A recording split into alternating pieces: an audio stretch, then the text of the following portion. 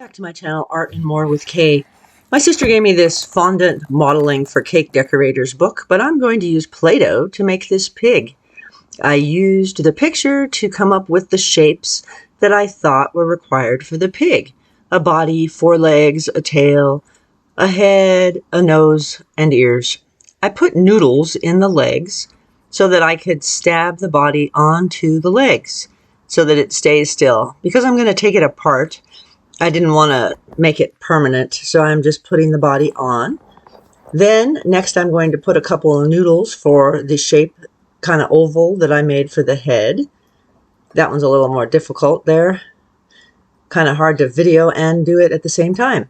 Now I poked holes in the head, and I made the ears a little pointy on the end so that I could apply them.